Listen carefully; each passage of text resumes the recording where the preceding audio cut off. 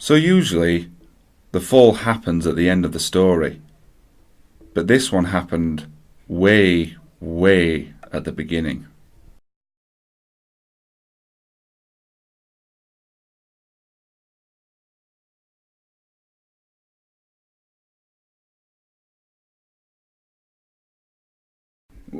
Where am I? The girl asked herself, shivering under the stars. It was a dark, wet night, and the trees surrounded her like soldiers. Beyond their pointy arms and leaves she was unable to see a thing. I can't remember anything. What am I doing here? Her voice seemed to reach the edge of the clearing and then stop, suddenly. Hello? She shouted, getting more and more frustrated each time. But there was no reply. As she walked away from the site she had awoken, each patter of her feet upon the ground sounded too loud, like an incessant ticking of a clock driving her away from the safety of the clearing.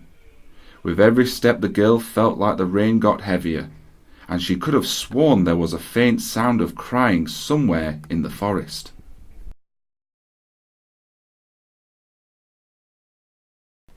Minutes? Hours? How long had she been walking? It felt like days.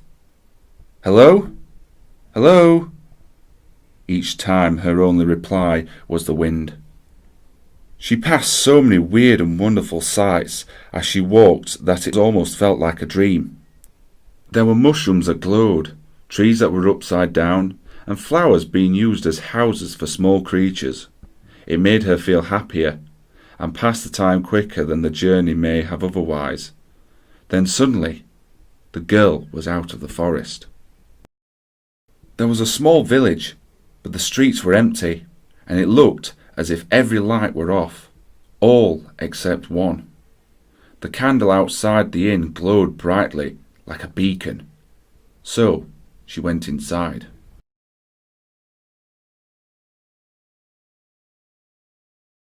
"Why, hello there," said the innkeeper. Despite the weather, he had a jolly smile and funny flappy ears that made the girl feel immediately at home. "Hello," she chimed. "Are you the only person here?" "Oh, yes," replied he. "Everybody else up and left after the sky started crying. But I couldn't leave my inn to the flood. I've lived here my whole life." "The sky's been crying?" "Yes," exclaimed the little man.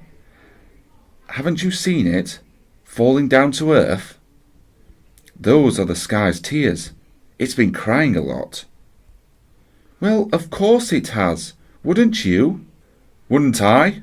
The innkeeper looked at her thoughtfully for a moment. "Don't you know what's happened?" She began to retell her tale to the man, and how she couldn't remember a single thing before she woke up in the forest. "That's terrible," he said at the end. "I hope you remember soon." The girl thanked him and asked again, "What's happened to the sky?" "Oh, it lost one of its children. A star fell out of it, and ever since the moon and the clouds haven't stopped sobbing. It's been days now."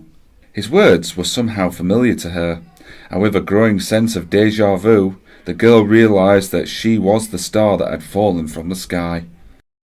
"I am the star," she cried suddenly, and the innkeeper's eyebrows jumped in surprise. "You're the star?" "Yes. I was knocked out of the sky by a passing meteor. I didn't remember when I woke up, but you telling me the story brought it all back to me." "Then you need to get back home," he said to her.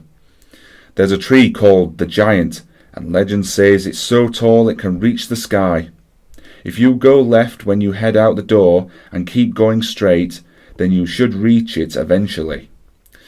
"Thank you," she said, smiling. "I need to go now, before everything floods." The two bid each other goodbye, and the girl left the inn to seek out the giant tree. As she began to walk, she realized a thick smog had infected the air outside, and she could hardly see her own feet before her, let alone her destination. The girl trudged on through the mud and grass and rain, praying she was going the right way.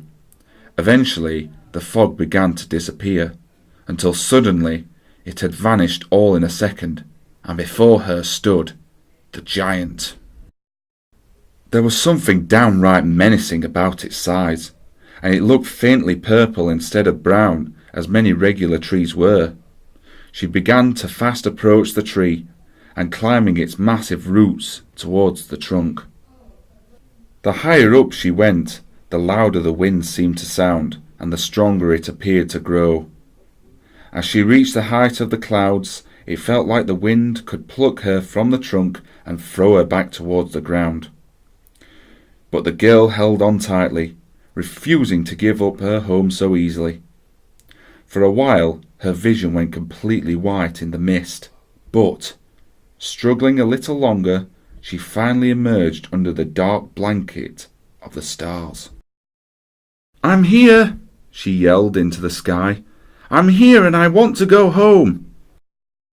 For a moment nothing happened, and the star was afraid she wasn't close enough to be heard by her family. But then, bit by bit, the rain began to let up. When it had stopped completely, there was no noise at all. Even the wind had subsided, and the world seemed to be completely at peace.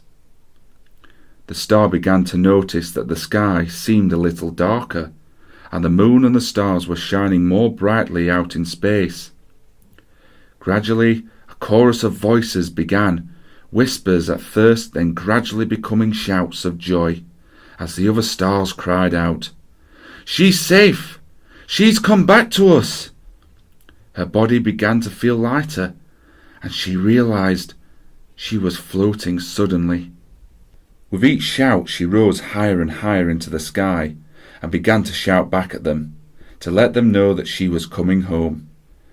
Bit by bit she flew entirely away from the tree, and became just a glint in the sky, amongst the rest of her siblings. As calm washed over the world, the star knew she was home.